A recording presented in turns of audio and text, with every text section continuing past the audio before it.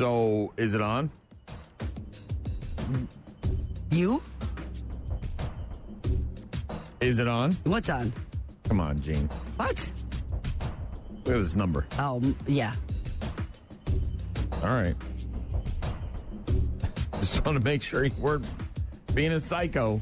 I wasn't going to until this morning, but last night, yeah. Rock Mornings with Brian and Gene turned the AC on last night when I went to bed. There it is. Yeah, there it yeah. is. Well, That's what I wanted to hear. Actually, I didn't. I went to bed, and then my husband came in a little later, shut the windows, and was like, yeah, it's on for tonight. We're sleeping this way. We also have a bunch of extra people spending the night at our house, so it was, so a lot more heat in the building? Yes, and there was people on couches, and it was like, yeah, let's be nice to everybody. Yeah, we've got a window AC in our bedroom. That should cover it. Well, it's fine for the bedroom, but the rest of the house was unmanageable yesterday, except for the basement, and I don't want to live in the basement. You want to be upstairs. And man, glorious. We got weekend. home last night after going to the Lager game for a little while, and it was like, yeah, it's time. So, especially with the heat coming in today, somewhere around 90 for a high. We got so lucky this weekend with such beautiful weather for people to enjoy their, honor Memorial Day parades and celebrations and time with family and friends and out on the water or camping or, I know lots of people taking their camper out for the first time, using this weekend to get it set up, boats, dude, get everything The river was ready. Just loaded with boats yesterday. Yes. Everybody that had a boat was on it. So thank you, Mother Nature, for allowing that celebration. It was wonderful, but a little bit of heat, a little bit of dry this week. It looks like we're full on summer. As Gene mentioned, it's Rock Mornings and a Tuesday. We skipped on Monday because we had Memorial Day off, so we're here now on a Tuesday. We'll let you know what's new. On New Release Tuesday, we'll talk to Grant Bilse, of the West Coast Sports Show. We'll do that just after 8 a.m. Talking about lazy jobs that apparently can earn you. What's going on with the watch? What are you doing? I'm getting paint off of it. I'll stop doing that. This is I thought you were. It was just covered with paint. Okay. That's all. The mudroom, huh? Yeah, I'll get to that. Can't wait to hear about that. It's also graduation weekend everywhere, and such as. Yeah. We were everywhere and then some this weekend. It was crazy how much stuff we did. We went to a brewery that we love with a 10th anniversary party on Friday. We ran all the errands on Saturday morning. We ran into so many people. Everybody and their grandmother was at Menards on Saturday morning. It was crazy how many people we ran into. Had to get new shoes for the parades that we're in now. As part of the Grenadier Corps. Speaking of it, and then a parade yesterday. Then we had a parade on Sunday, and then we went to a music and beer and food festival type thing at a local farm. Hit that up, and yesterday we were going to go out on the river with some friends of ours, but then we were going to go to the baseball game and didn't want to make them leave early from what they were doing just to transport us back to go to the baseball game. So we did something else, but yeah, good times. Lots and lots of stuff to get to. Rockmornings.com if you want to be a part of the program.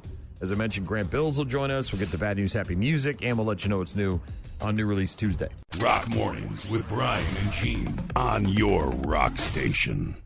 Hooters trying to rebrand. Not sure if you saw this. I did not see this.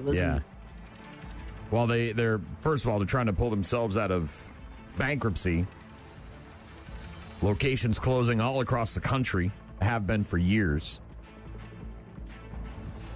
Iconic, but maybe there's a time and a place. Yeah, it feels like maybe those days are behind us, especially for a business that's allegedly family friendly, where you go there, but the girls are wearing, tight shorts and low-cut shirts, and their breasts are heaving out. Not that I have a problem with that, but you can't be family friendly and maybe exist in that zone. But they're apparently trying to remain Hooters, but not as Hootery. They had taken the Hooters girls' uniforms, over-sexualized it, I call it. The shorts almost turned into thongs. And frankly, that was never the intent of the brand. This was created in 1983 as an escape or an oasis. It's a beach community. It's a beach-themed type of thing here in Clearwater. So that was very upsetting. And, of course, today on social media, when you see pictures of people wearing the uniform, it appropriately affects other markets and affected us. So we just wanted to rectify it, get the brand back to its roots. I call it a re-Hooterization. Re-Hooterization. That is the CEO of Hooters, Neil Kiefer, talking about re-Hooterizing Hooters. one of the CEOs there that you're one of the bosses wants to bring back the delightfully tacky version of the chain where you won't see a bunch of butt cheeks hanging out. Mm-hmm. I don't think I couldn't tell you the last time I was actually inside of a Hooters. It might have been when Donut got married. I mean, we went there for what is that thing? The bachelor party. Well, just for to grab a bite to eat and have some beers. You know what I mean? It wasn't like the bachelor party, but yeah. And I don't remember there being thongs. They were still wearing the iconic orange shorts and the the nylons and the white tank top with the low cut. But the Hooters CEO wants to reclaim the original beach-themed neighborhood place vibe. He said it wasn't originally supposed to be the way it is now. It was more of a sporty beach look with shorts that were like swimsuits, cover-ups, not an over-sexualized thong type situation. He said it was a double entendre to call it Hooters. It was an acceptable humor back then, and it's coming back to be acceptable humor. Downfall of Hooters more than just the girls. The food also slipped as well. He said the previous owners didn't use the appropriate sauces, and about 70% of our food have that sauce on it. Mm-hmm. Changes have already been implemented in some of the locations, and they are working apparently, but it's a long road to climb out of, he says. Yeah. I don't even know is there even a Hooters in Wisconsin that's open anymore? Well, I'm not sure. I know that, a lot of these brands are trying to either completely change Cracker Barrel, the way they look or whatever. They stepped in it because they. But they're rebranding with a new, redoing their stores, or they're going retro like Pizza Hut. Right. So maybe there's a place in the world for it. The problem is your food actually has to compete. And do you have the best wings, or was that just like the first? You were kind of the first to have a bunch of different wings. I'll be the first to admit, again, I haven't been in a Hooters in forever, but all I remember about Hooters was it was really expensive. It wasn't really that good. And then they charged you for all the stuff that should just come with the wings, Wasn't the blue like cheese and the ranch and all this. It's like, dude, just factor it into the price and charge me a little more, but don't charge me, for every cup of ranch I want to get. I mean, it's ridiculous. I mean, if I'm getting an excessive number of ranch cups, then okay. Sure. But, if you're bringing the bottle by, yeah, okay, you can charge me. But, yeah, it was just kind of ridiculous. But I don't know even, there's got to be a Hooters somewhere in Wisconsin that's open, I'm not right? finding one. Really? Is there one up in Minneapolis? There's got to be one up there. Well, by entering Minnesota, I'm not finding one either. Wow, that bad, huh? All right. Can you identify this sound? You should be able to after this weekend.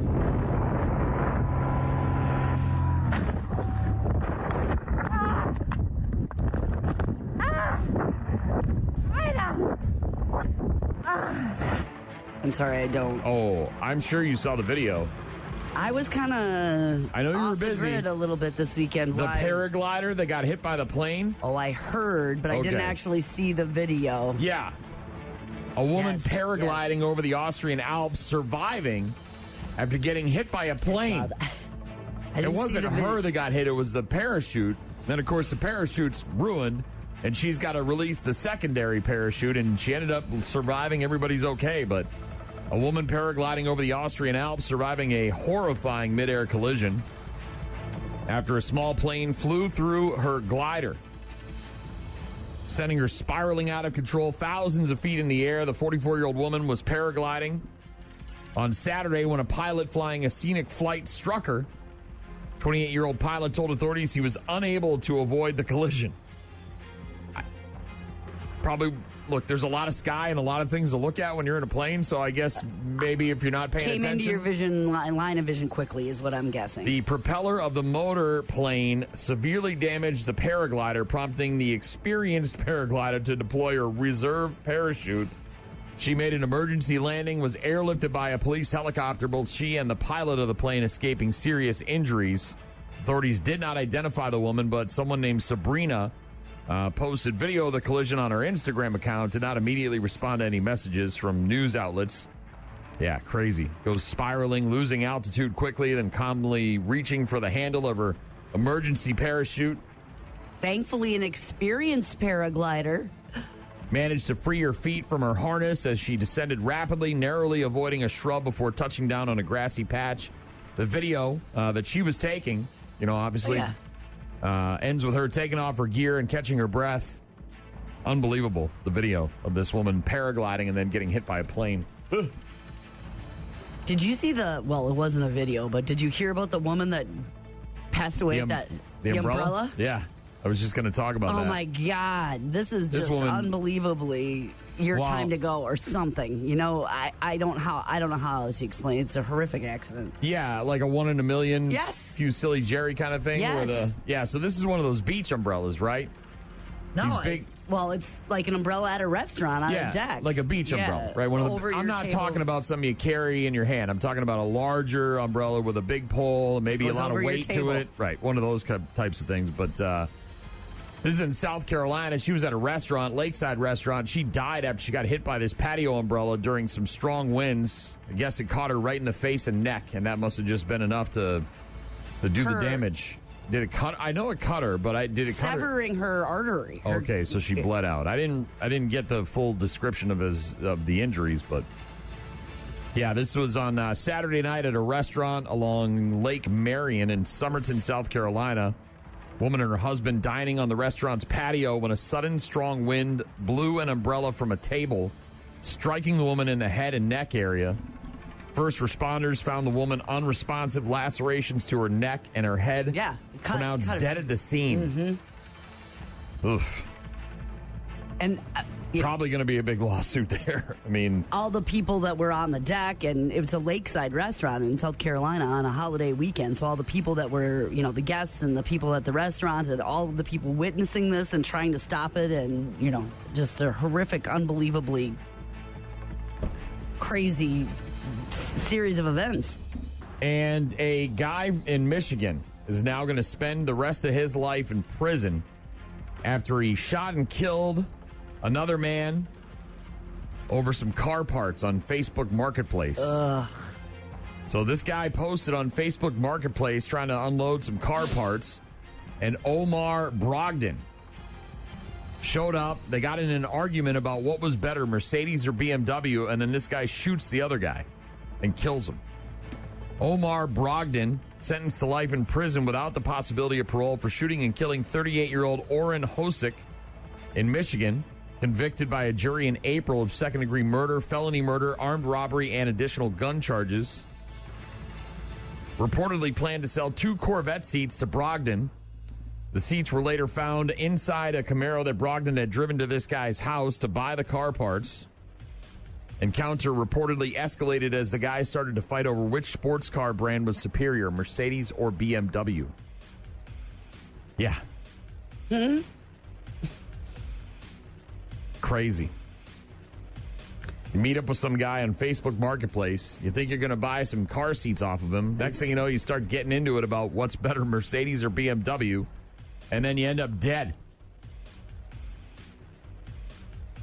By the way, the guy that did the shooting, the guy that's going to jail. Yeah. Or excuse me, the guy that got shot. The guy that got that. Yeah. He's got a wild looking face. Like his one eye is over here and the other scary over situation, though. You're meeting somebody up to buy something and it elevates. Hey, the only Hooters I found in our area were in Iowa. There's 2 of them. Council Bluffs and Davenport. I couldn't find any in Wisconsin or Minnesota. All right. Well, good luck to those Hooters down there, I guess. But, I don't know how much the... Well, maybe they are neighborhood-ish establishments, depending on where they're at. And, they could be community-based or, I don't know. Well, look, I think anybody that went into a Hooters in its prime and its heyday knew what it was about, right? It was about, attractive girls with cleavage hanging out and tight shorts and, mediocre food. And at the time, there really weren't wing chain restaurants. No. Either. And, so then along came a Tilted Kilt or one of these other types of places that sort of like went, kind of did the same thing. And, but it just kind of, the popularity started to wane. Trying something. Yeah. That's what they're trying. We'll get to sports in a couple of minutes. Right now, it's Jet. Rock Mornings with Brian and Gene. Find them online at rockmornings.com. Decent weekend for the Brewers. Not great, but not terrible. They beat the Dodgers on Friday 5-1. Then they lost on Saturday 11-3, and then 5-1 on Sunday. Then yesterday was the first of 3 against the Cardinals, and Mizorowski threw 57 pitches of at least 100 miles per hour. in his start. The most by any individual in a game since pitch tracking began back in 2008. 12 strikeouts, matching his career high, and they got a 5-1 win over the Cardinals yesterday. So the second game of that three-game series is tonight at 6:40. Burleson pops it up. That is in play. Who wants it? Rengifo calls, and Brewers take game one against St. Louis. Miz, brilliant. Yeah. And a 5-1 win against St. Louis on Memorial Day. That dude's just dealing up there, man. It's unbelievable. It's impressive to watch. NBA this weekend, the Thunder over the Spurs on Friday, 123-108. They take a 2-1 series lead, but the Spurs would tie the series up at 2-2 on Sunday with a 103-82 win. The Knicks taking a commanding 3-0 series lead over the Cavs on Saturday thanks to a 121-108 win. And then last night, Proctor will just dribble it out. Chance of let's go Knicks. It's over. Believe it, Knicks fans, for the first time in 27 years. The New York Knicks are going to the NBA Finals. The dream season continues, and hopes of ending a decades-long championship drought are very much alive.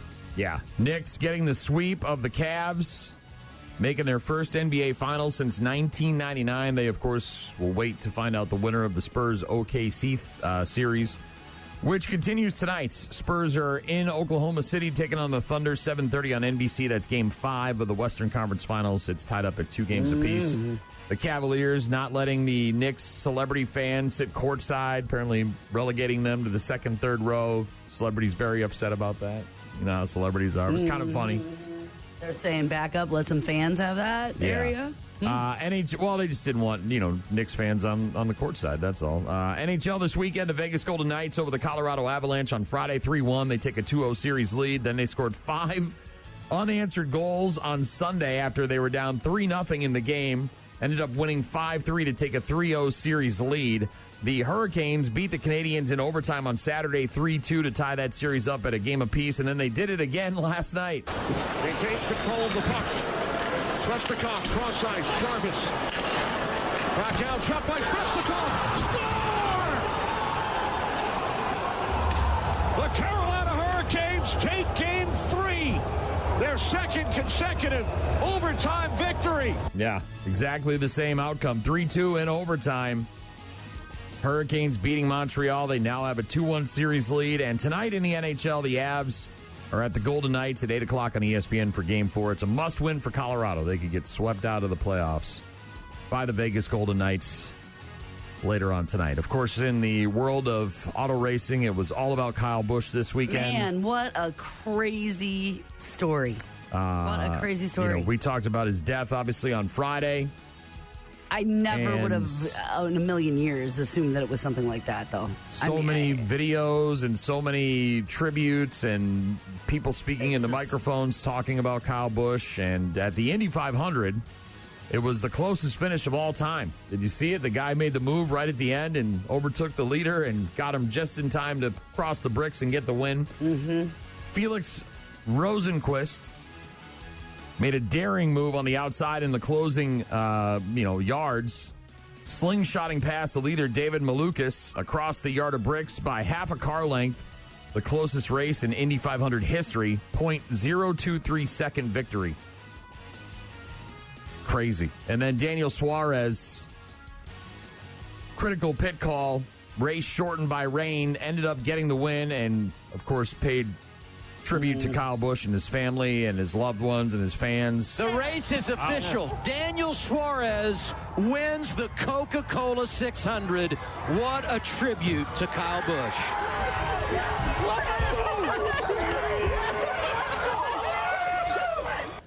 I know you said in our pre-race show you've thought about it since Thursday. How badly did you want this one for Kyle? This one really means a lot, Mary. Yeah, brother. This one really means a lot.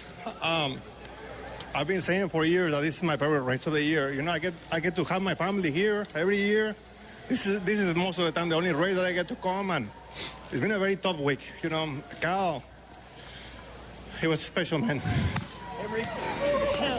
Thank you, man. Hell of a job.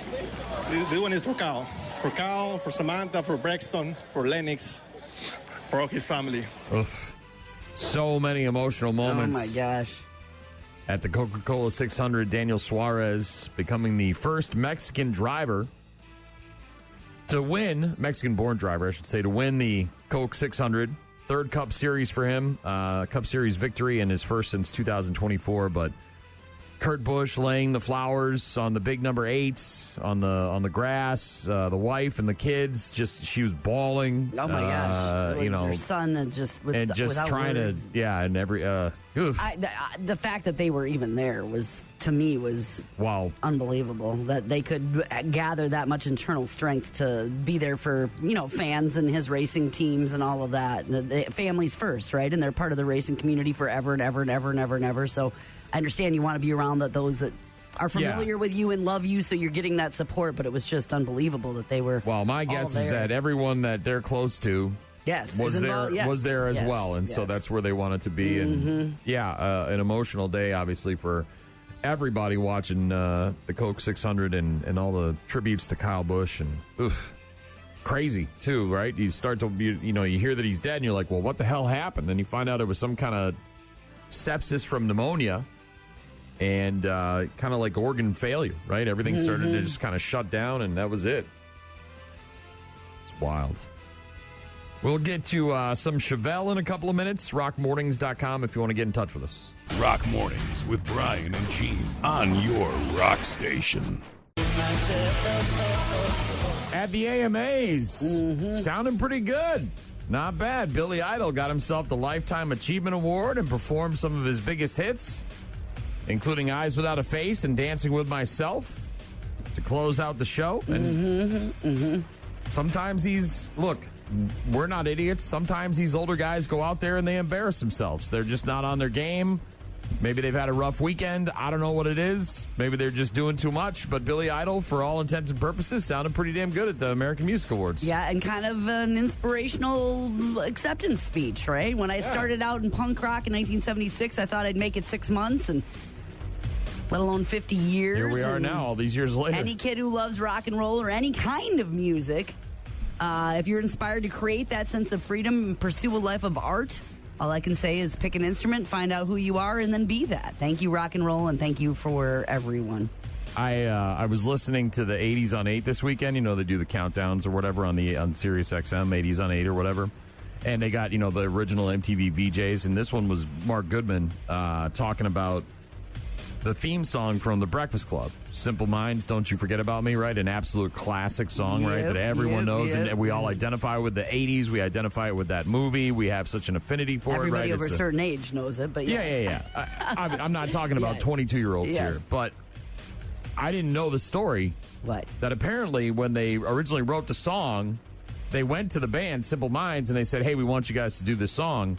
And they said, no, we're working on other music. We don't want to do these one-offs or soundtrack tunes. We want to make our own tunes or whatever, right? We want to write and record our own songs or whatever.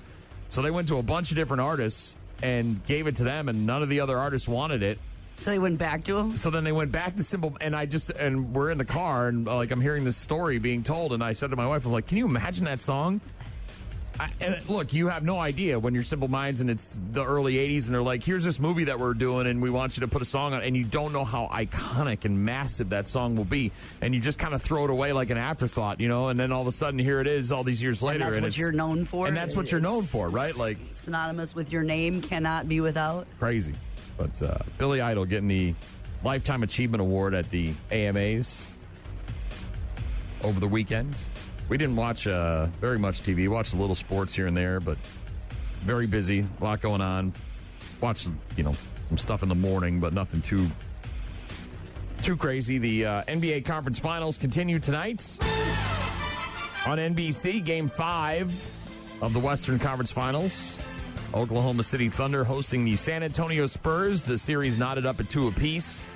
And the winner of that series will, of course, move on to the NBA Finals to take on the New York Knicks, who swept the Cleveland Cavaliers out of the playoffs.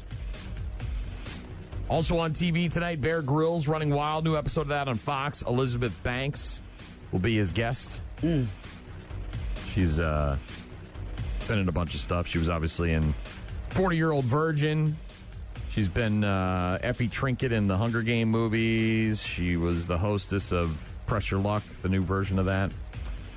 Fallon is in repeats, and so is Seth Meyers, but Kimmel's new with Emily Blunt and Jose Andres. That's the guy with the World Kitchen, right? The celebrity chef that has that World Kitchen that goes places. And then that Comics Unleashed, I think, debuts tonight instead of Colbert. We've started and finished The Burrows. Oh, yeah. How many episodes? 8 episodes. And we started at... You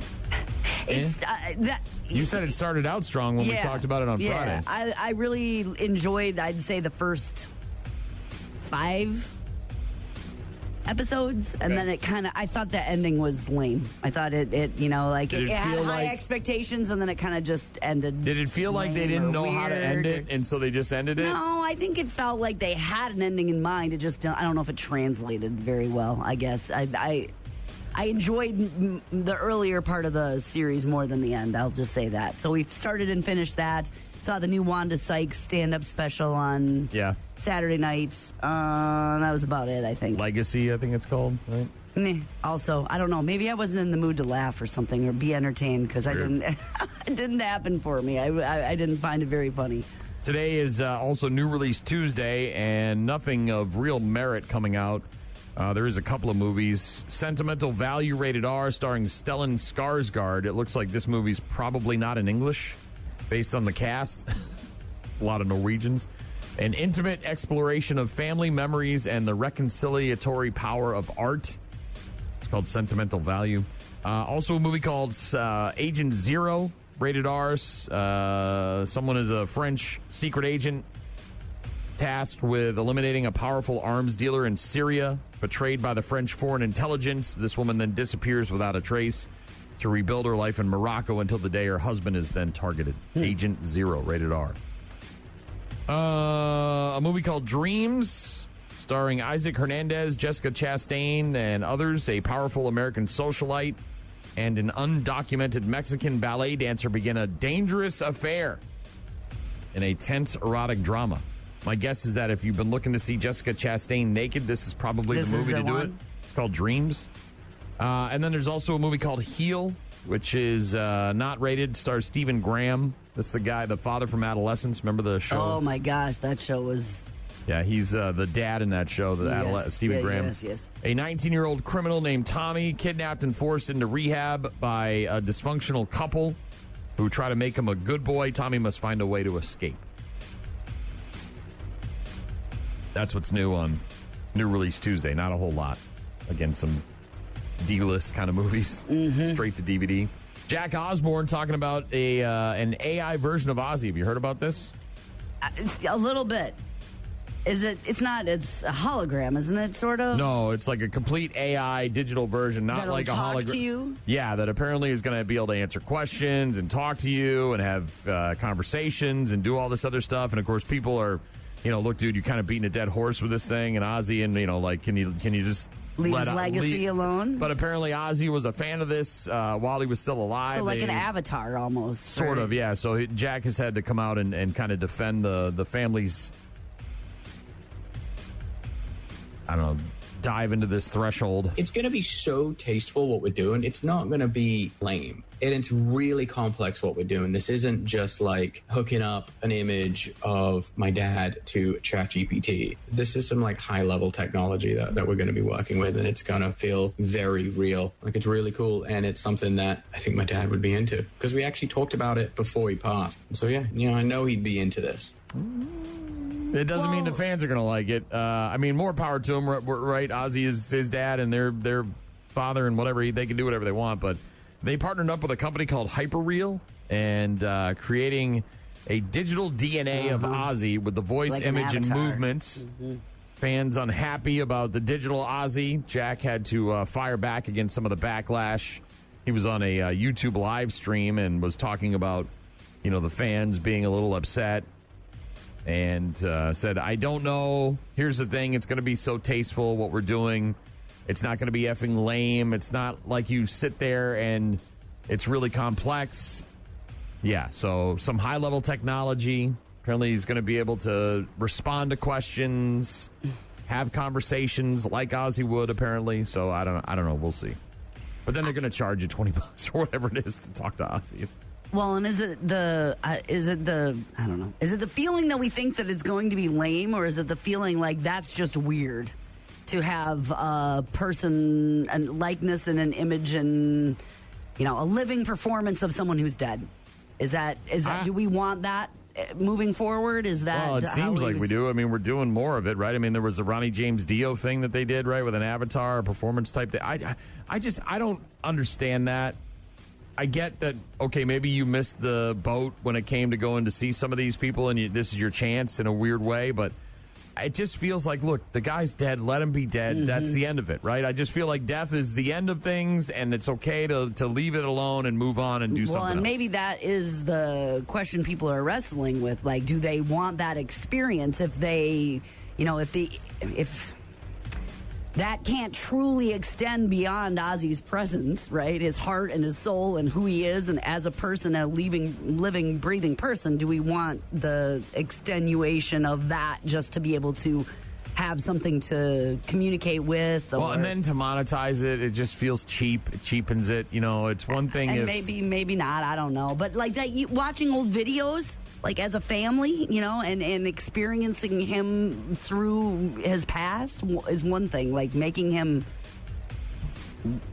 digital have things Ozzy, into the AI Ozzy, into the future is where it gets strange. But we're gonna have to wrestle with that more and more and more and more. I don't know. We'll see. The Pope's putting his foot down. The Pope said no more AI. How we're do getting we rid of feel it. about that? The American Pope has had enough with the AI. Would you pay to interact with Ozzy in that way? Well, would people? I know people would. I certainly wouldn't. I got better things to do in my time than pay $20 for a fake Ozzy. Would people be, if that technology had existed, would people be talking to Elvis? Well, people are doing it with their own families, right? Where they're digitizing these photos and they're making them into these photos actually turn into videos, right? Where they can talk to a dead grandmother in a weird way. I don't get it, right? I'm just out on that. I'm fine. It's very complex But some people can't let go. They can't. Levels and levels, Jerry. Levels. It's just We'll get to the Foo Fighters, and we'll hear from Ozzy a bit later on as well. Rock Mornings with Brian and Gene. Find them online at rockmornings.com. Breaking Benjamin on Rock Mornings with Brian and Gene. Friday, as we were getting ready to leave for the long holiday weekend, Jean said that she was going to work on this mudroom of hers. There was carpeting and windows and all sorts of stuff that needed to be redone, renewed, refreshed, replaced, updated. You come in this morning, you're fiddling around with your Fitbit constantly. Yeah. It was covered in paint. I didn't realize how bad it was covered in paint. So it must have gone well. It didn't go poorly. It has more... Did you discover things that also needed fixing after you started removing? This old house, of course. Of course. So Friday afternoon, we cleaned everything out of it first up, right? Take all the crap out of everything, so it's just an empty, bare slate. And then we realized, we knew that a lot of the paint was kind of peeling because this room is exposed to extreme temperatures. It doesn't have heat or air conditioning. I think it is to some degree. It's got walls and everything, but it's just not. It doesn't have a heat source out there. There's no vent or anything, so it gets super cold. If it's super cold out in the winter, there's frost on the walls, right? So it just had peeled over time. So scraping all of that and priming everything and doing all that and 7 trips to the hardware store and all the things. So it's painted now. It's scraped. It's sanded. It's primed. It's primed again. It's painted. The ceiling and the walls, and the 2 new replacement windows are in. The old ones are out. The new ones are in. That's a lot of work. But it's not done. You did mention you were going to rip up the carpeting as well. Yeah, the carpet's got it's just indoor, outdoor. It's cheap or whatever. But we gotta. What's cool is I think I can rip it up. I started this weekend, and it's going to come up in one sheet, which is nice. Oh yeah. Because then I can take it outside and trace it onto the new one because it's cut. Exactly. So I'm going to be able to hopefully just slide it in and tape it down. Yeah, that'll work. Call that a day. But the windows, there's stuff that needs to be done. There, this old house. So there's all these gaps, and we got to get covers to this, that, and the other thing, and shims and et cetera, But nothing crazy. Like you didn't find a bee's nest or dead rats or... No. an owl population or anything like that? I did not. Nothing. The owls in the walls. That's in the burrows. No mold. No. Mm-mm. Okay. But it secret was passageway to Narnia or anything like that. It was a lot more. A lot of work. Yes, more steps. Always more steps. Always more. But it's getting there. Well, good. Plus, we had to get order things off the internet. Yeah. Yeah. That's go to the hardware store. Didn't you say everybody and their brother was at the hardware store this weekend? Well, we stopped at Menards on Saturday morning. We didn't have a lot of time last weekend because last weekend it was my birthday on Friday, and then we had stuff on Saturday, and then we had stuff on Sunday, so we just didn't have time to do anything. So all the chores and the running around and the errands, we waited until this Saturday, and so we started at Menards, and it was 8:30, 9 o'clock, and everybody and their grandmother. We ran into some coworkers of ours. We ran into a buddy of mine who bartends. We ran into several other people, and it was just, Took advantage of the long weekend to get some stuff accomplished. Tried to at least. Cops in California coming to the rescue, helping to deliver a baby in a parking lot. First deputy on scene found the woman already in labor with the baby's head showing. Ooh, groaning. And the umbilical cord wrapped around the neck, which is deadly, obviously. The second deputy shows up. They were able to safely deliver the child right there in the parking lot. The mom and baby then taken to the hospital, now both recovering. Thank you to the quick response of the police officers. Routine call. It was 0 to 100 really fast, said Deputy Foster Tracy. It was one of those calls you go to run of the mill. This was definitely not something that I was prepared for at any part of the day. This is a routine call for the Rancho Cordova Police Department in California. Ended up a race to save a baby's life. Didn't really register at first. What do you do? Excuse me, she said. I'm having a baby. I've been out here for hours screaming for help, and nobody would help me. Well, that's a sick testament to where we're at. The officer on the scene called for medical backup and got to work. She lifts up her dress, and the baby is halfway out. Oh, my God. And said she'd been there for hours. His partner arrived moments later in between two bushes with only a blanket as some comfort. Deputies seeing the umbilical cord wrapped around the baby's neck. I was concerned the baby was deceased because it was purple and blue. Saw the umbilical cord, did the best we can with our experience, and it paid off. Yeah. And this is in like a place with like businesses and stuff. There was a store nearby. They were shocked to learn that a baby was born in their parking lot, relieved to hear that it's safe.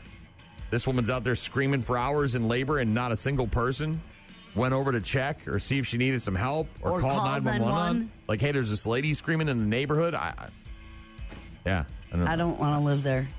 That sounds awful. Wherever that is. Need to get Spencer. Where people don't care. Need to get Spencer Pratt over there to fix things. This is crazy. A cat in Australia somehow survived after falling 14 stories from an apartment balcony. Did it land like on an awning or something? Cats always land on their feet. A neighbor found it meowing on a much lower floor. Veterinarians called it the highest fall they'd ever seen. Suffered only a minor punctured lung. Expected to recover fully. 14 stories. This cat fell from a high-rise apartment building. Did it bounce? No, I think it landed on a balcony. And like I said, it only had a minor. I mean, how do you puncture lung doesn't sound minor, but Mont Blanc, 9-month-old cat surviving the 14-story fall from an apartment balcony in Melbourne, Australia. The cat was found 18 hours later on a sixth floor ledge after a neighbor heard it meowing outside the window.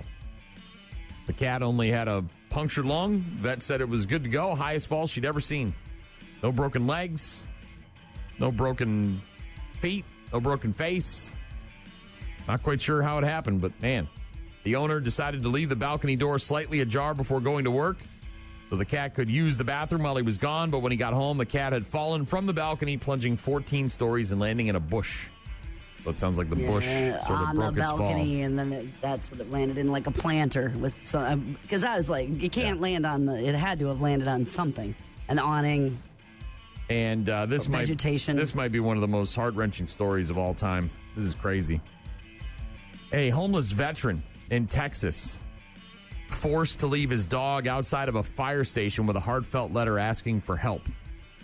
Now, I think a lot of us have seen homeless people with dogs, and that's got to be perhaps their only connection to reality sometimes, is having a pet, someone that's there all the time, that cares for them. The letter says, I can't take care of this animal anymore. Yeah, basically. Firefighter's car ended up caring for the dog and also stepped in to help the veteran to rebuild his own life. They hooked this guy up with a donated RV. The dog adopted by the fire station, quickly becoming part of the crew, and the veteran got assistance with housing and medical needs, and hoping to work back to where he can have that dog or maybe get another dog. Disabled veteran in Fort Worth. Lengthy note, handwritten, with the dog. Jake is the name of the dog. It's like almost like a pit bull mix. Firefighters there discovered Jake tied to the station next to a handwritten 3-page letter titled Safe Place. Note was written by Tom, Jake's owner. Explained the impossible choice that he had to make after living homeless for about 20 months. He says, I have nothing but my baby Jake. Please help my baby. Oh. Firefighters simply wanted to make sure Jake was safe. But as the story started to spread online, thousands of people began to ask the same question. The dog in good hands, but what about Tom? What can we do to help this guy out?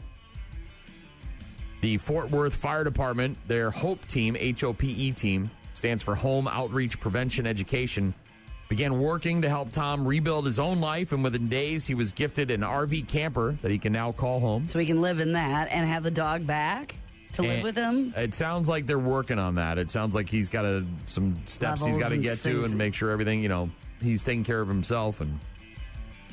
But yeah, the HOPE team also helping Tom to get to medical appointments, meetings, making sure the RV is fully set up and is in a safe place. Firefighters said they worked around the clock helping him secure necessities for both him and his new home. It was a heartbreaking letter. He was torn. Do I give up this partner of mine? That's a hard choice. In his eyes, that's the only family he had. They unchained him and brought him in the backyard, gave him some food and water. Pretty cool to have a dog in the fire station with us. He feels like he's part of our little family. We are the Home Outreach Prevention and Education team. We got him a dental appointment, and then Operation Texas Strong donated an RV, so we spent a lot of the day trying to find a place to take the RV and be able to place it that would fit into his budget. Yeah, so now this guy, again, homeless for 20 months, his pal Jake by his side. He's got an RV. That's starting awesome. to rebuild his place life to live, and hopefully place to call home. If things go well and he gets his situation taken care of, that him and Jake can get. And in the meantime, they're taking care of him. And I don't think they're keeping him from seeing Jake. I think it's more of like this is the best spot for Jake right now. So we'll hold on to him for you, keep him safe until you're ready. Pretty cool to see. There's a bunch of photos of Jake wearing fire hats, by the way. Yeah, that's not cute. Helmet. Oh, yeah, totally cute. Coming up in a bit, lazy jobs that pay a bunch of money. In case you've had enough of whatever it is you're doing. We'll get to that. We'll get to more sports. We'll get to Grant Bilse of the Wisco Sports Show, plus some bad news, happy music, all that, and then some. Coming up. Rock Mornings with Brian and Gene. Start your day with Rock Mornings. Take this job and shove it. Working here no more. Maybe you've had enough, Gene. Maybe it's time for a change.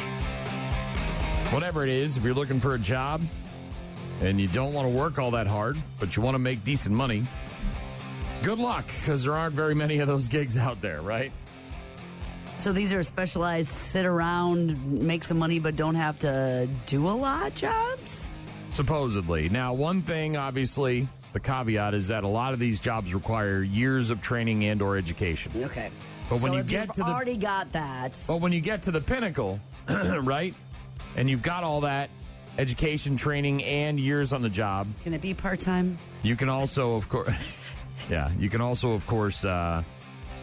end up making some decent dinero and not working too damn hard. There's a recent thread on Reddit about people and their lazy jobs that somehow still pay pretty big dollars. Okay. One person said, I make $32 an hour guarding a federal building. Nobody thinks about because it's part of the federal government. So it's basically never in the news or in the public light. We don't even do anything controversial here, but the building and the people in it do important stuff that can't be interrupted. That so they has to be need watched. guards. Yeah. They contract with private companies to do that. I sit for $32 an hour and guard a little gate. So somebody who has security guard experience or an ex-officer or somebody in the military. They said, now, look, this isn't me. This is me repeating what they said, so don't get all pissy. The person that made this post said, vote for unions, kids. Private security in my area without a union is closer to $18 to $20 an hour. The union got us to $30 an hour. I will say that when I got fired from a radio job many years ago, I didn't really know what I wanted to do. I was just I needed a job, and there was a security company that was hiring people to watch a grocery store being built at night. Oh, because of stealing equipment and people supplies. People would show up and steal supplies, or vagrants would end up in the building. And, so we had a post. You would sit there in it was like an ice shanty, and then you'd make every hour you'd make a walk around and check everything out. And if anything, you just had a flashlight and a phone, and if anything happened, you'd call the cops. And yeah, I got paid pretty well for that, but I just couldn't. There's no way I'd want to do that. I did end up finding some people. They got into the back of a semi trailer that was used to haul, product. They were living or stealing things? No, they had a couple of bums got in there and had started a fire, and so it was like smoke was billowing out of this thing, and like I had to call the cops, and they showed up, and it's like 6, 7, 8 guys in there having a fire, a campfire, having a little fire pit, cooking some chickens. A couple other people say some overnight IT workers make 6 figures just in case something breaks. So now we have IT guys when the office is full, right? And there's people that need help. So they're probably watching major systems that are operating 24 hours a day. And but what happens when everybody's at home and rather than have someone on call, right, where you got to wake them up in the middle of the night, you just pay someone full time to sit there. Another person said that oil refinery operators. Now, these are not the guys. That doesn't sound like an oil. These are not the guys that are digging for oil. I think these are people that monitor systems. Right? So you're like Homer Simpson, Sector 7G, right? You're just $200,000, they say, you can earn being an oil refinery operator. Plant engineer of some sort? This has got me written all over it. This would be great. Corporate travel agents can make up to $90,000 a year working from home. So your only job is to book and schedule the travel for corporate people, right? So you get hired by a company. Very much like that. And your job is basically like, here's the schedule for our CEOs and our these 12 tech people need to be from here to there, Japan, to and all this, and book hotels, them to, all that stuff. Places to stay, cars from the airport. You're just on the computer hammering away. I can totally do that. You could do that, Gene. This is an interesting one. Again, these are apparently lazy jobs, according to a Reddit thread, that can earn you a lot of money. Cruise ship lecturers can get paid big bucks to travel and talk about subjects they love. So you're not a performer or on a cruise ship or a server or a maid or a butler or one of these people that is in the but you're lecturing. So if you are an expert on something and maybe they're going to Alaska and you know about enrichment, cruise ship enrichment. Yeah, maybe you know about speakers. Icebergs. Or you know about the Titanic or something like that, right? If maybe not that. Well, I'm just saying, if you're, again, lazy jobs that can make cruise ship director, workshop leader. You got featured cruise enrichment opportunities, lectures on science, geology. Ooh, see, there you go. If you're doing like wildlife, a lot of that, as a matter of fact. I'm sure we have plenty of guys and maybe some gals in this area that do this job and can maybe speak to this, but they say these are lazy jobs that can earn you a lot of money. One person said a construction project manager said that he makes $300,000 a year while only doing about 3 hours of real work a day. I just got a graduation invite to my cousin, for lack of a better description's graduation from high school, and he's going to the University of Platteville in the fall, and he's studying construction management. And I was telling my husband that kid probably won't be out of a job. Construction is any of those hands-on HVAC, any of that electrical. Yes, they ain't getting replaced by AI. At least not the guys with the boots on the ground. Somebody else said call center for county courthouses. Starting in my area, it's $30 or more per hour. They work from home Monday through Friday, except for one day a month when they come into the office. They answer general public questions and transfer calls to court clerks if they don't know the answer. 2 raises a year, guaranteed after the probation period. Pretty swanky gig. I'm going to have to ask my wife about this. What is this? Court? Call center for county courthouses. Okay. My guess is you'd want to be in an area where they have a busy courthouse, and most places do. Wastewater treatment operators need minimal formal education. You just got to get state certifications, which aren't too bad. You can easily make 5 figures in the higher range, and I'm told the work is pretty easy. You just got to be cool working around human waste. Mom? It's required part of the job. It's a required part of the job. By the way, the person who posted about the cruise ship lecturer said it's one of the best jobs I've ever had. I do about 3 hours of work on a subject I love over 2 weeks, floating around in luxury. I am paid a day rate for being there. And of course, I'm on a cruise ship, so I get free accommodation. All the restaurants are available, and I get to go to beautiful, sun-drenched places. Oh, and they pay for my flights and expenses as well. Oh, this is awesome. So I'm looking geology and wildlife, but then you get down into enrichment about world affairs or cultural insights, special interest, or extraordinary lives. You can relate their talks to the people that are on the ship. Apparently, exterminators make really good money, too. Someone said there are more than a dozen techs at my company making upwards of $100,000 a year. One is expecting to break $200,000 this year. No one works more than the 40 to 45 hours a week. I would have paid somebody to kill the bug that was at least this size in my kitchen this morning, the exterminator. You're such a wimp. I squished it, but it took all of my internal fortitude to be able to do it, Brian. It's a bug. It was giant. It wasn't just a bug. Lazy jobs that pay well. Apparently, there's a lot of them. You just got to put your neck out there, right? This whole cruise ship thing, that's very interesting. Then you got to be Noro. You got to get Hanta Noro. You got to get it all. You get it every time. I had no idea that was even a thing. Because to your point, I thought it was all like... Entertainers. Entertainers. Right? Dancers, singers, performers. Yes. Musicians, singers, magicians, that kind of thing. Not necessarily somebody just talking about stuff that interests them. That's very interesting. Hell no. Very interesting. We'll get to some sports in a bit. We got Grant Bilse joining us after 8 o'clock. Right now, it's the Pretty Reckless. Rockfest music from the Pretty Reckless. Rock Mornings with Brian and Gene. Find the daily podcast at rockmornings.com. Burleson pops it up. That is in play. Who wants it?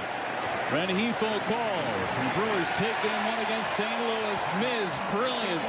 And a 5-1 win against St. Louis on Memorial Day. Yeah, the Miz, man, just dealing.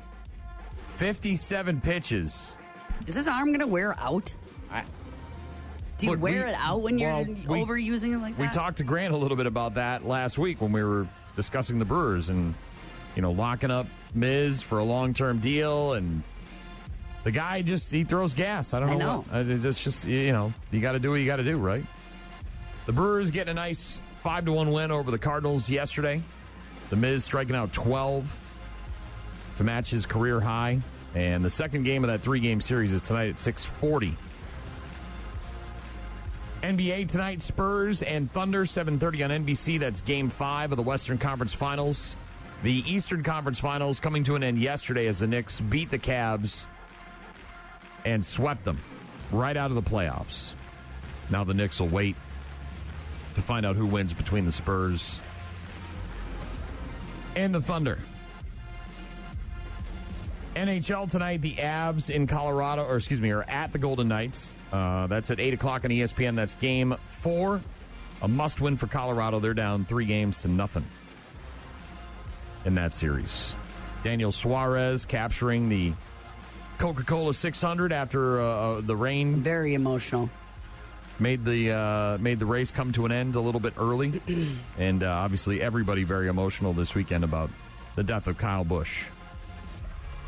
They also had the enhanced games this weekend. This is the steroid Olympics. Remember the steroid Olympics? I sure do. Kind of a letdown, got to be honest. It was on Sunday. Did you watch? I didn't watch it, but I captured, some clips, and I also looked at some of the, the times and the speeds and all that. So these were drug-fueled records. These were basically, they got to take stuff They weren't necessarily like handing you steroids as you walked in. But they don't care if you're taking them. Well, they had to be, legal, and they had to be prescribed by a professional. It was supposedly... it's not like the junkie awards, right? We're talking about things that they wouldn't let other if you athletes tested would positive be banned for it, yeah. Yes. So the enhanced games held on Sunday, and the event in Vegas featured competitors vying for new world records, while normal competition in weightlifting, swimming, and track have very intense anti-doping policies. The enhanced games wanted to see what athletes could do if they were taking PEDs. And it just was pretty mundane, to be perfectly honest with you. So there weren't a bunch of records that were smashed? There was only one. Only one that got broke. In the very last event, the men's 50-meter free, a Greek swimmer named Christian something or other broke the non-enhanced world record time of 20.88, Cameron McAvoy from Australia, and he got a 20.81 second swim. The swim earned this guy $250,000 for first place and $1 million bonus for eclipsing the non-enhanced world record. Yeah. So kind of a letdown. On steroids or testosterone, those kinds of banned substances, and they didn't necessarily smash as many records. No. Now, there were a lot of athletes that went to the enhanced games that were not enhanced, that were just natural. Unenhanced athletes. But the only record that got broken was that one in the 50-meter swim. Kind of a letdown. Well, what do you take away from that? That drugs don't necessarily make better athletes? Apparently not. Lionel Messi leaving Miami's final match before the World Cup in the 73rd minute, asking for a sub, heading directly to the locker room after he came off the field against the Philadelphia Union. This guy, obviously one of the best soccer players in the world. The World Cup's coming up here in just a few weeks, and he left the field with an injury. The manager said after the match he hadn't had a chance to speak with Messi, didn't have a formal report, but the team did release a statement saying that Messi suffered an overload associated with muscle fatigue in his left hamstring. They didn't say how long he would be out, if at all, but they did say that the timeline for his return to physical activity will depend on his clinical and functional progress. Yada, yada, yada. A lot of words out there. But yeah, it sounds like he had a quad issue and maybe some soreness, some fatigue, and they're just going to give it time to rest. I think we're all learning a little bit more about sepsis. Yeah, after Kyle Busch died over the weekend, late last week, early this weekend with, sepsis after pneumonia. Yeah. Medical experts have considered sepsis a medical emergency for the last 5 to 10 years, spreading, growing more common. Important to get medical care quickly after identifying symptoms. Mental status might change. Some confusion, Brian, distress, some breathing issues, increase in respiratory rate or shortness of breath, any passing out, lightheadedness. Didn't that happen to him? Didn't he have lightheadedness the week before or something? So he was suffering from, pneumonia and had some other stuff going on. But, dude, you're in a car with a G-force, you know what I mean? So it's...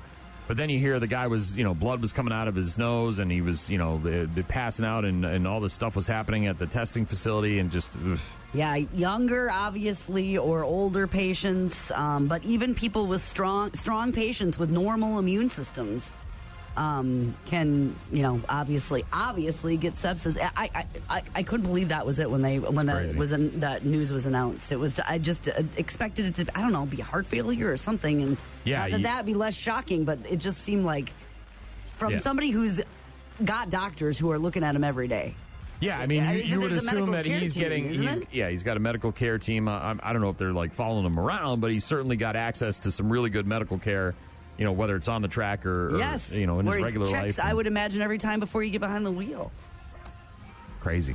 The death of Kyle Busch. Rock Mornings, Brian and Gene. We'll get to Grant Bilse after 8 o'clock. Smashing Pumpkins in a couple of minutes. Don't go anywhere. Rock Mornings with Brian and Gene. Weekdays, 6 to 9. Got a text from Krista. Huge birthday shout out to my daughter, 17 years young. Happy birthday, Layla. Apparently turned 17 yesterday. Layla. Happy birthday. This is a busy month or a busy week for birthdays. Knees, Layla. You got me begging. Can you sing that to a 17-year-old? 2 birthdays yesterday. I got my niece and my husband's brother, and then my daughter this week. Layla, happy birthday. Happy 17th to you. We ran into some friends of ours. They were downtown having some food after their daughter graduated. And graduations. We were out, running around doing stuff and whatever. So we saw them walk by and we went outside and we were having a chit chat. And I me, I'm busting balls everywhere I am. I can't stop myself. It's a thing I do. And I said to the daughter look, this is my wife's best friend from high school growing up when she was a kid, younger years, high school. Best friend's daughter. No. Yeah. Yeah. But the girl and her husband are we know them. We don't spend a ton of time with them. I don't really know the daughters all that well. Anyways, I said to the daughter, I'm like, so what did your parents get you for graduation? You get a car, you get some diamond earrings, you get something nice? And they're like, yeah, we took her out to eat. And I said, well, that's not a very good present. And the mom was like, well, we are paying for her college. I said, well, there's that. There's that. Yes, there is that. There was graduations everywhere, tons of graduation parties. Ran into a dad at the grocery store on Saturday, and his cart just had beer in it. I'm like, oh, yeah, that's right. Yeah. You've got a graduation party. He's like, we already have everything, but I was loading their coolers, and I thought it looked a little shy, a little light. Wasn't going to make it through the whole weekend. Had to go get some more beer. Just better to have more and not need it than to need it and not have more. It looked a little light. Got to get some more. Got a text from Dan. He said, as a municipal waste and wastewater operator. Oh, he can attest to this wastewater The truest thing I was ever told, if you work for a city, you'll never get rich, but you'll always get by, and the benefits are hard to beat. Talking about jobs this morning and wastewater coming up on that list. If you can do that work and it's specific and you can get trained for it. It seems like there's probably not a lot of people that are scratching and clawing to get into the wastewater treatment plant. You know what I mean? There's probably not a long list of people trying to take your job from you. That's true from all the things. So exterminators we were talking about this morning. Are they... Dan also wanted to hear some RJD, wanted to hear some Ronnie James Dio. We'll try to get to that in a bit. Also got a text from Brian in Colorado, said, you people hush, stop jinxing players, haha, but seriously, stop talking, especially you, Brian. He's referring to the Miz. Miz, I know. Well, you brought it up. I just asked if you would wear it out with that kind of a speed over... I thought you said 50 pitches over 100 miles. 57 pitches over 100 miles. Yeah, you can certainly do some damage. It apparently is $118, and over 10,000 people have already pre-ordered one. What is it? I don't know. Is it a vehicle? No. Is it a... It's $118, and over 10,000 people have pre-ordered one. It's a... I know you'd do it. I don't think I would do it because I just don't have faith that it's... reality. A robot. Is it a robot? It's techie. It's techie. People have always tried to understand what animals are talking about. We're trying to do this completely automatically. We're being able to discover certain word-like patterns. This combination of 27, 9, 32, 20 might be a dog word. A startup company based out of China launching a new wearable device for pets claims to translate animal emotions into human speech with close to 95% accuracy. So not just your dog, apparently, but dogs and other animals that make noises. The gadget hangs from your pet's collar, uses AI to study things like vocal patterns, behavior, and body language to figure out what your pet is trying to say. The translator costs about $120. Apparently more than 10,000 people have already pre-ordered one. Might want to wait, however, the company hasn't released any scientific studies proving the device actually works, so it could just be a bust or like a pet rock, right, where you're just paying for nothing. You are my new best friend. I have just met you, but I love you. Squirrel. Wow.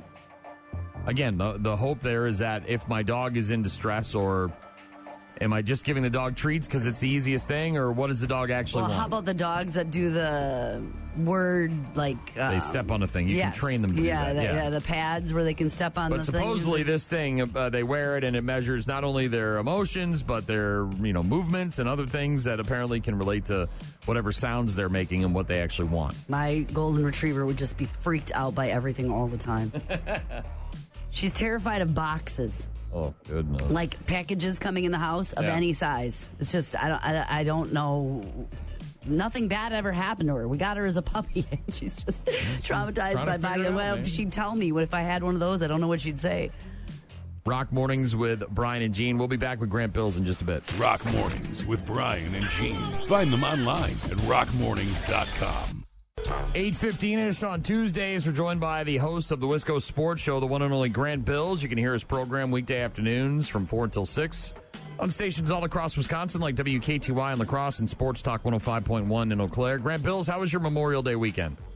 Memorial Day weekend was great. Went to the Brewer game on Saturday night. Maybe their worst game of the season, but we had a great time. Kicked around Milwaukee and played a little golf yesterday. Where were we hitting? Where did we hit the links? What course? Madison Glen, just a nine hole. Business course, yeah, a little business course. Got stuck behind a very friendly-looking group of 4 individuals who had to be about 70, and they, pace of play was slow, but that's okay. Just gave us more time to enjoy the course. And then before I went to bed last night, put a reminder in my phone to hook up and to connect to you guys today, because anytime there's a 3-day weekend, I always forget to talk to you guys. And you end up sending me a reminder, or I end up forgetting. So that was the biggest challenge of the weekend. I'm glad you put us in your little reminder notebook there that you got. Thank you very much. Well, of course, I'm very organized. I'm a radio producer. I'm nothing if I'm not organized, and my week just wouldn't be the same if I didn't get to chat with you both. Let's get started right away. Speaking of the Brewers, a little seesaw weekend. Obviously, lost a couple to the Dodgers, but hey, when you got the highest paid team and the greatest player in the world coming to town, that's to be expected. But Miz, let's talk about the Miz. 57 pitches over 100 miles per hour. Gene's trying to jinx him. She's very worried about I just asked a question. The duration, all of the speed and the hurling of the baseball and his arm, and is it going to hold up? Well, I'm no doctor, which I'm sure will shock you. So the thing that I've always said, either on Bill's show or at my show in the evening when this has come up, is like, I think some guys' bodies, everyone's body is different. I don't know that there is a body out there on planet Earth that's designed to throw the baseball 103 miles an hour for 6 months on end. But that is what Miz has done, right, his entire career. He said it after the game yesterday. He's like, this is what I do. I think the physiology, the way his body's built, he's 6'7", he's got long limbs. I just think some bodies are born to do things that most folks' bodies aren't. And I think that might be the case for him. And I actually think Brewers fans were actually underrating how good he is. I brought this up last week because we're so used to just every starting pitcher the Brewers trade for, every starting pitcher they bring up. Well, of course they're good because the Brewers know what they're doing. Yeah, but this guy's like really good times 10, times 50, right? He's doing things that are historical. And yesterday I watched him against the Cardinals. I don't know what you're supposed to do against that.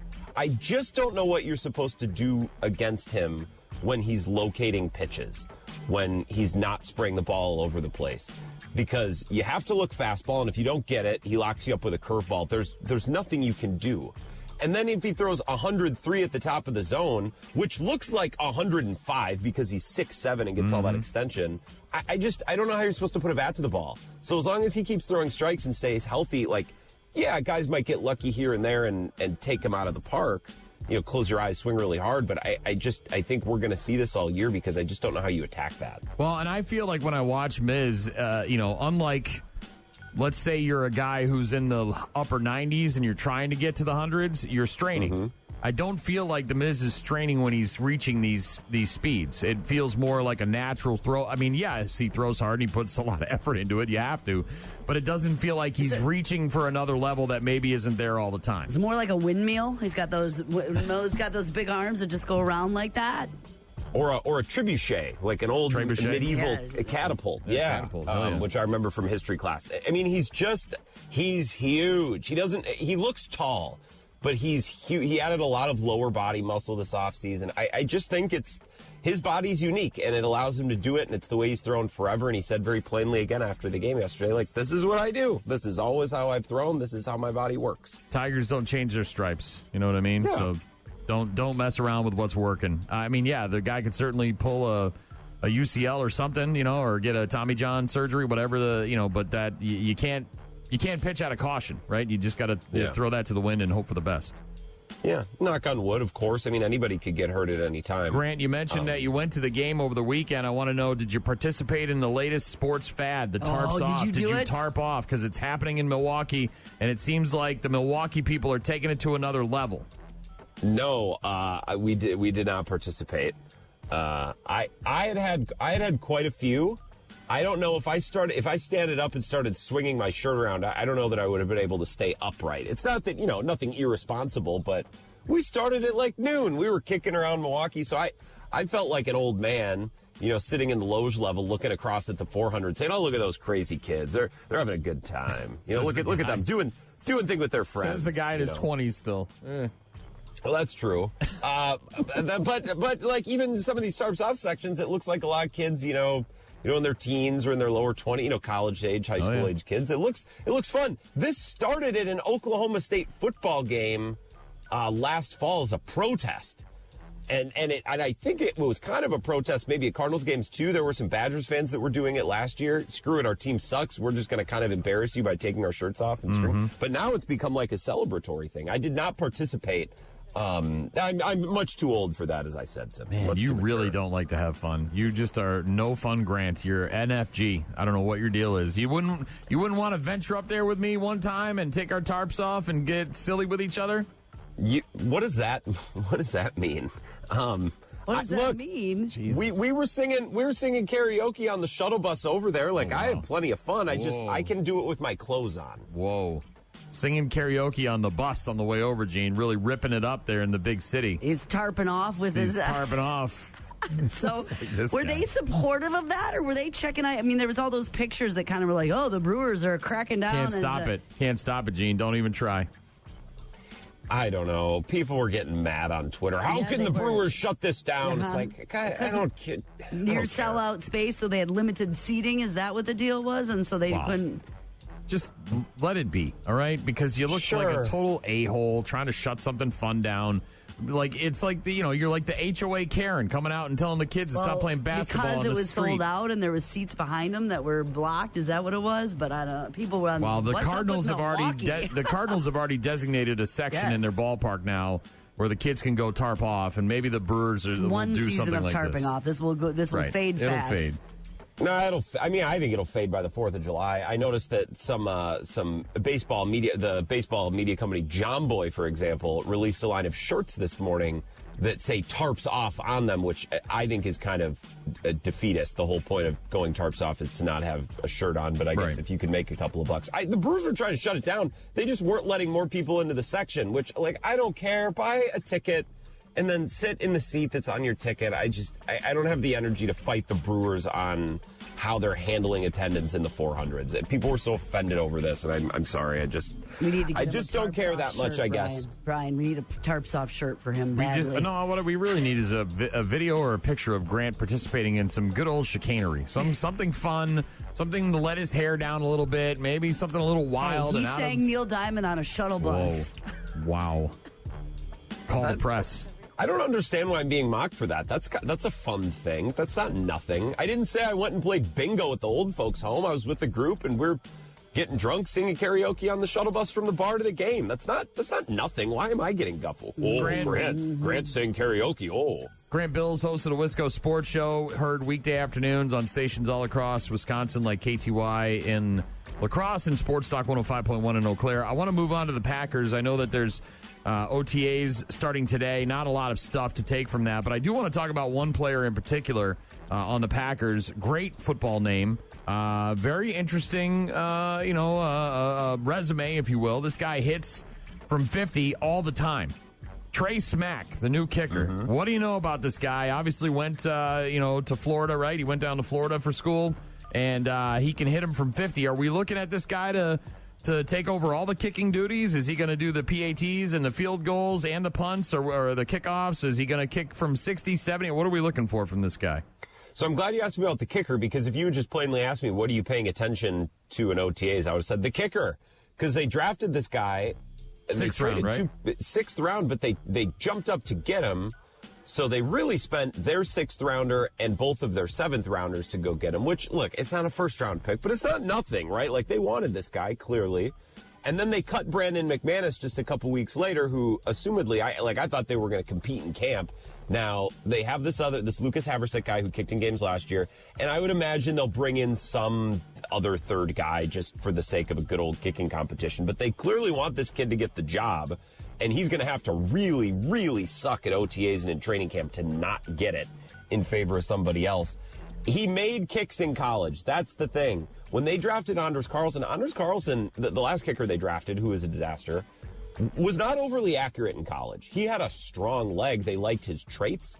He wasn't a good kicker in college. Trace Mack was the most accurate kicker in college football last year and was really good from 50 plus. So all the traits are there, all of the skill. Like, sometimes an NBA team will draft a player who's really big, really tall, really strong, and they're like, well, we'll have to teach him the basketball stuff, right? Like, this kicker has all the traits, has the leg, and also was really good at the kicking stuff. So he should be about as ready-made of an NFL prospect as you can get, but we don't always see it work out with kickers. So I think the Packers are really taking a risk doing this in a year they're going to try to win a Super Bowl. My biggest concern, even though he's originally apparently from Maryland, which does get cold weather, he did play in Florida, so an SEC-type kicker there. So the weather might be a factor when you're in Green Bay and December and January and maybe even into February or those later months, trying to kick in that kind of condition. So Trace Mack, though, can hit from pretty much anywhere, right? It sounds like this guy hit 9 in a row from 50 plus. Set the record. Very, very accurate distance kicker. I will start by let's get a consistent kicker in the 40s. I'll take that. The bar is very low, especially in the playoffs after, the way that Brandon McManus has performed. And you're right about kicking in the cold, Simpson. I would just probably assume that any kicker you draft, you're going to have to teach how to play it at Lambeau, because all the stadiums are different, right? It's different kicking at Soldier Field and at Lambeau. It's different kicking in the wind patterns so even if you're used to kicking in the cold, that would be a good start. I think there's going to be a learning curve for any kicker, whether you've kicked in the cold or not. If you're especially taking over at Lambeau Field. So that much doesn't worry me. It's more like we get into September and the dude misses 3 kicks in a game and they lose, and it's like, okay, what do you do now?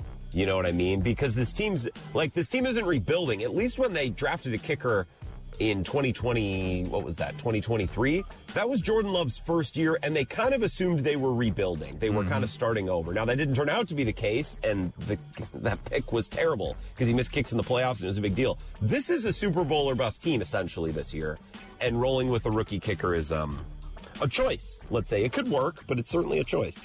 Grant, always a pleasure to talk to you. We do it every Tuesday at about 8:15. The host of the Wisco Sports Show, the one and only Grant Bilse. What song was it? That we were singing? We were singing Journey, and only Journey. So it didn't sound not Neil. Those songs are not singable.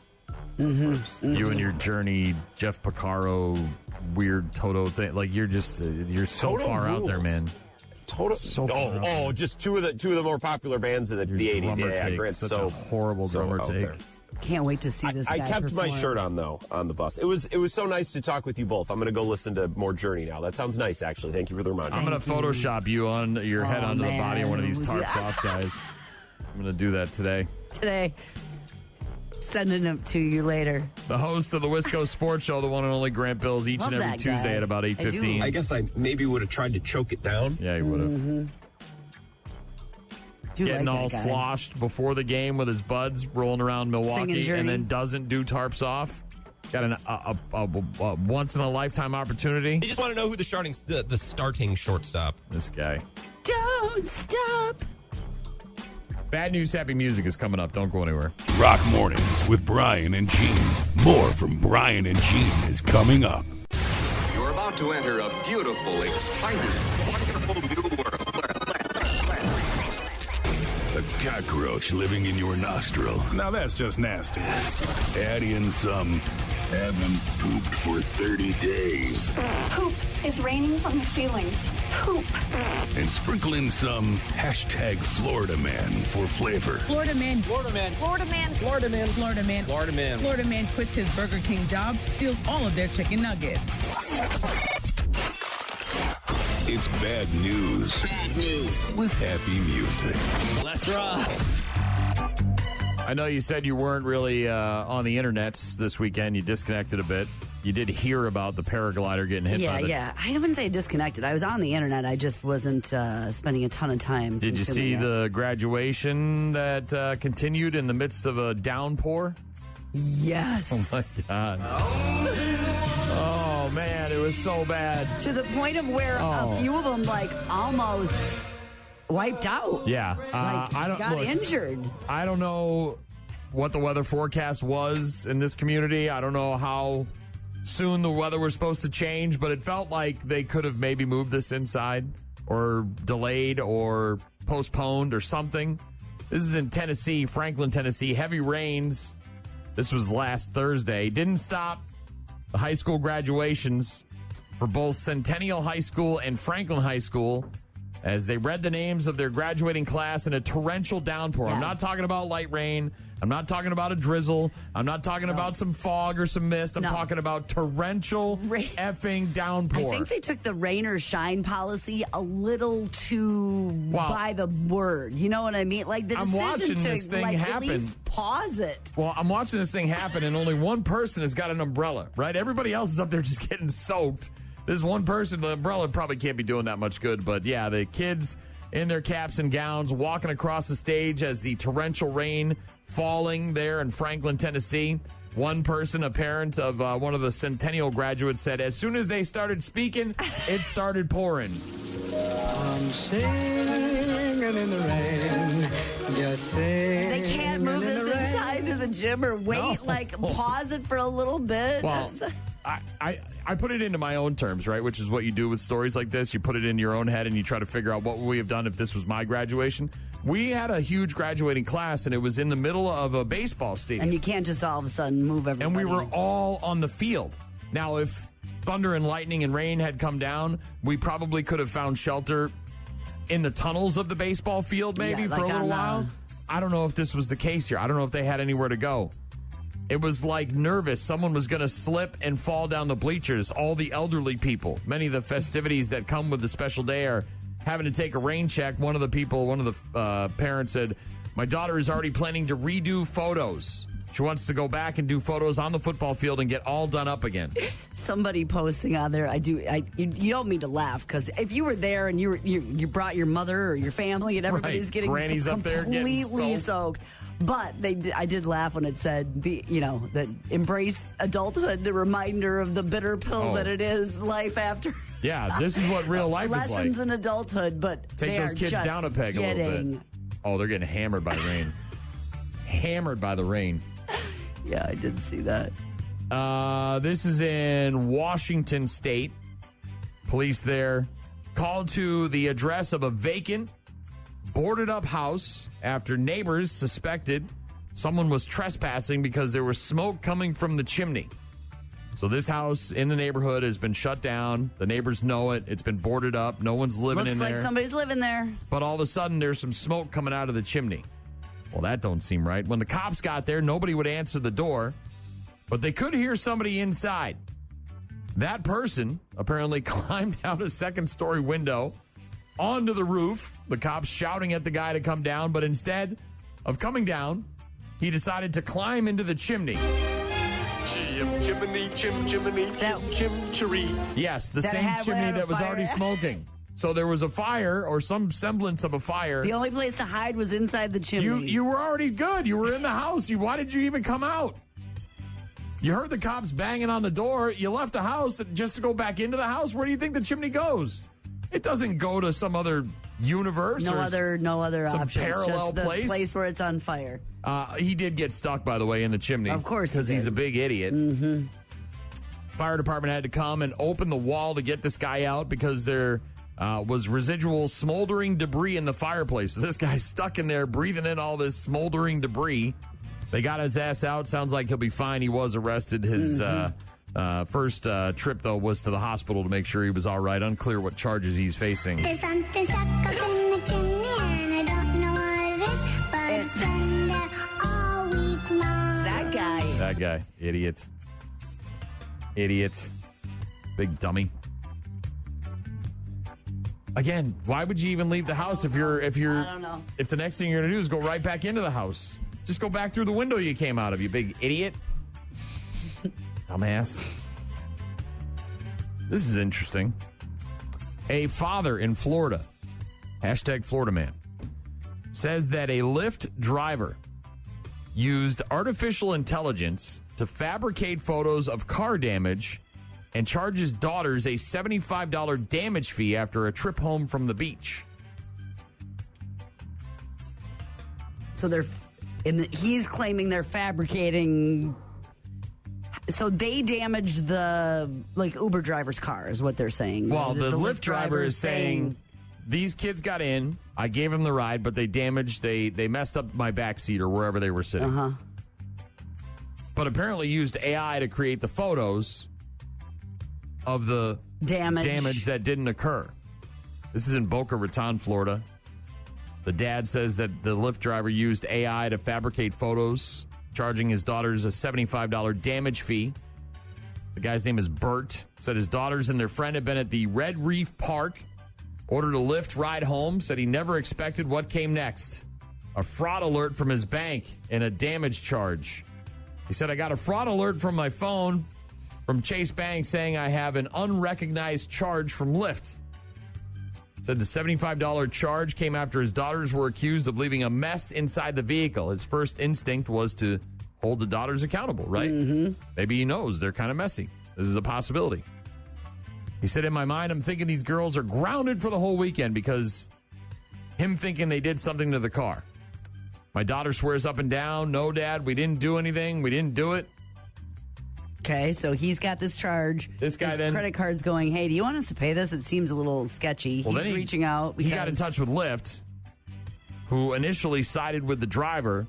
He then asked for evidence of the damage, and that's when his daughter spotted something very unusual in the pictures. No way. Quote, as my daughter is standing over my shoulder, she's like, Dad, that's not us. She said, that's AI. She points to it, and it's the AI hologram on the photo, and I'm like, OMG, you're right.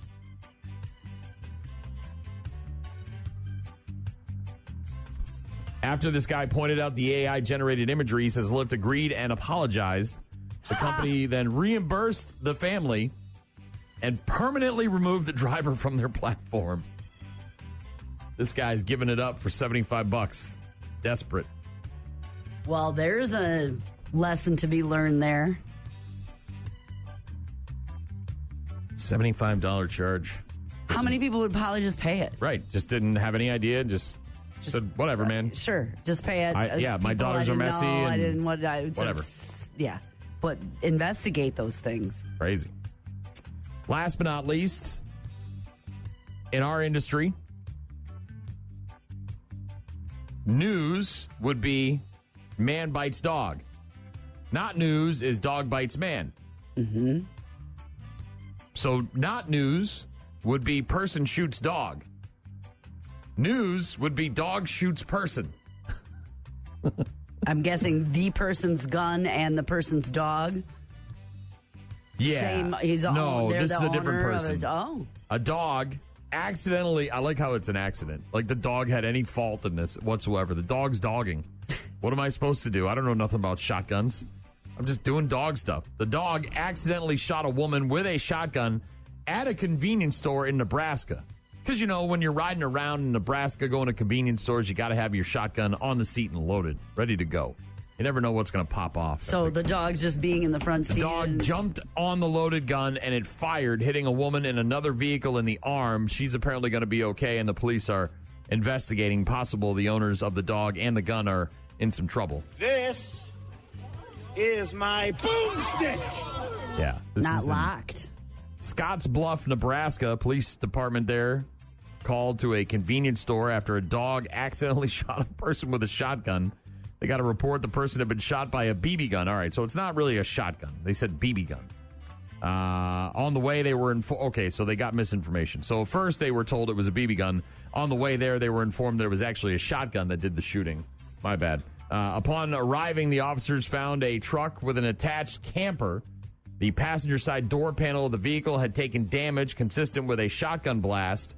Owner of the truck pulled into the convenience store while the passenger was standing near the front passenger side door. A dog in the back seat went from one side of the vehicle to the other, triggering the shotgun that had a live shell in the chamber, causing the firearm to discharge. That's the part that shouldn't be happening. At the time of the gunfire, a woman was stopped at a traffic light with her arm resting out the window. One pellet from the shotgun blast struck her in the upper right arm.